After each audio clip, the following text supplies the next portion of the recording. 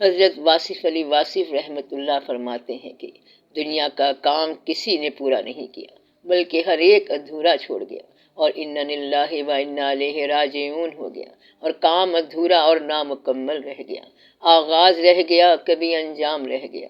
مثلا کسی نے ایک پروجیکٹ بنانا تھا، اٹ واز گریٹ پروجیکٹ، وہ بڑا عظیم منصوبہ تھا لیکن وہ بنا نہیں اور خیال ہی کے اندر رہ گیا، دل کی بات دل ہی میں رہ گئی اور آگے نہ چل سکی۔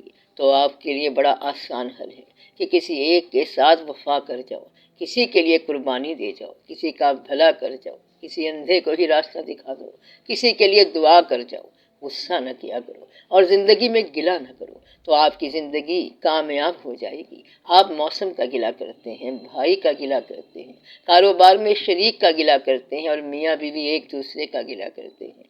بیوی سے پوچھا گیا کہ تمہیں سب سے زیادہ آرام کس آدمی سے ملا؟ بولی خاوند سے۔ اور سب سے زیادہ تکلیف کس نے دی؟ بولی خاوند نے۔ زندگی میں سب سے اچھا بندہ کون ہے؟ خاوند۔ اور سب سے برا آدمی کون ہے؟ خاوند۔ عجیب بات ہے کہ جس کے لیے جینا اور جس کے لیے مرنا ہے اس کو یہ کہتے ہیں، یعنی آدھی زندگی ایمان اور آدھی بے ایمانی۔ زندگی میں تو گلے بھی ہوتے ہیں، رنجشیں بھی ہوتی ہیں، الزامات بھی ہوتے ہیں اور شکوے بھی ہوتے ہیں۔ بات میری خاک تم سن کر چلے، سینکڑوں الزام مجھ پر دھر چلے، ایسے آنے سے نہ آنا خوب تھا، شام آئے سب سے پہلے گھر چلے۔ آپ جس کا گلہ کرتے ہیں دراصل اس کو اپنی نیکیاں دے رہے ہیں، اس طرح آپ کی عبادت رائگاں گئی، اور جس کا گلہ کر رہے ہیں اس کو آپ کی عبادت مل گئی۔ گلہ کرنا دراصل غیبت ہوتی ہے، اور غیبت یہ ہوتی ہے کہ کسی آدمی کے بارے میں وہ بات کرنا جو اس آدمی کے منہ پر آپ نہیں کہہ سکتے۔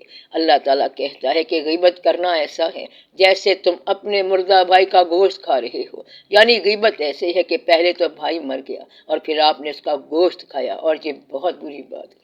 صحابہ کرام رضی اللہ تعالیٰ عنہ اجمعین نے حضور پاک صلی اللہ علیہ وآلہ وسلم سے پوچھا کہ یا رسول اللہ صلی اللہ علیہ وسلم، اگر ہم برے شخص کے منہ پر کہہ دیں کہ وہ برا ہے تو آپ صلی اللہ علیہ وسلم نے فرمایا کہ یہ بے حیائی ہے۔ تو اندازہ لگا لو، نہ آپ بے حیائی کرو اور نہ غیبت کرو، انسانوں کو معاف ہی رکھو، لوگوں کے ساتھ ایڈجسٹ کرو، آپ کو جتنا جتنا راستہ ملتا ہے وہ طے کرتے جاؤ، خواہش سے اور خواہش کی کثرت سے بچو۔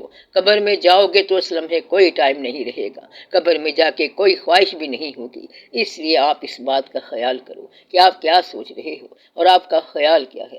اتنا پیسہ جو مانگ رہے ہو تو استعمال کب کرو گے؟ استعمال کی تو مہلت بھی نہیں ہے۔ یہ جو کچھ بنا رہے ہو اس کی مہلت نہیں ہے، اور جن بچوں کے لیے کر رہے ہو کل یہی بچے غیر ہو جائیں گے اور اس طرح آنکھیں پھیر لیں گے کہ بس کمال ہو جائے گا۔ یہ کیا غضب کہ مجھے دعوت سفر دے کر کڑکتی دھوپ میں آنکھیں چرا گئے اشجار۔ دعا کرو کہ اللہ تعالیٰ اتنی زندگی دے جتنی آپ استعمال کر سکو، اور سب سے بڑا کام یہ ہے کہ آپ لوگوں کے کام آ جاؤ، دین کے کام آ جاؤ، کوئی ایسا کام کر جاؤ جو آپ کو آگے جا کر ریسیو کرے، یعنی وہاں آپ کا استقبال کرے اور کہے کہ میں وہی اچھا کام ہوں جو تم نے کیا تھا۔ اپنی نیت پر بھروسہ رکھو اور سچے ہو جاؤ۔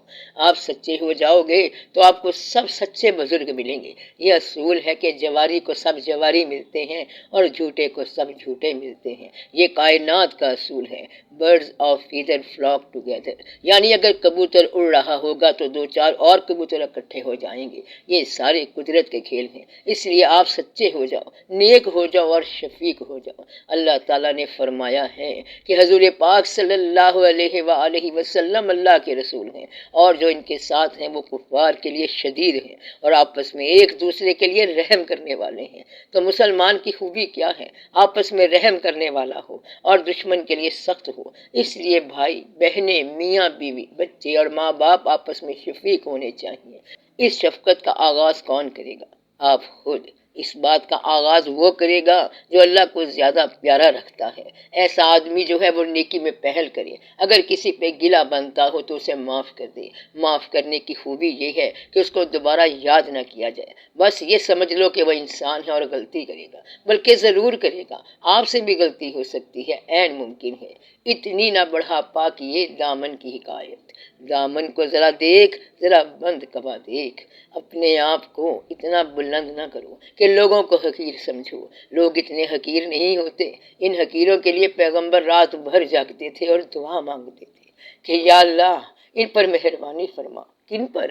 وہ جو اللہ کو یاد نہیں کرتے تھے اور پیغمبر کو بھی نہیں مانتے تھے۔ سب لوگ بڑے قیمتی ہوتے ہیں، غافل لوگ اور جاہل لوگ بھی بڑے قیمتی ہوتے ہیں۔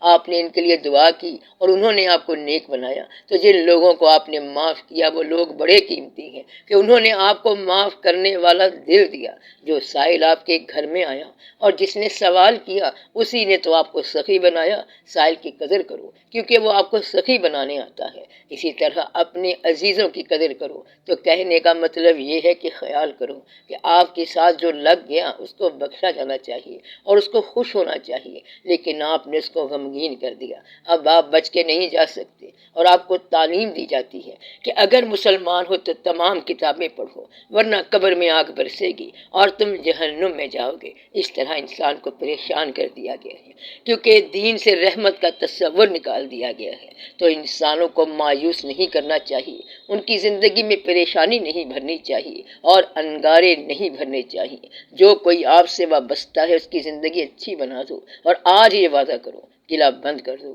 اور لوگوں کو معاف کر دو۔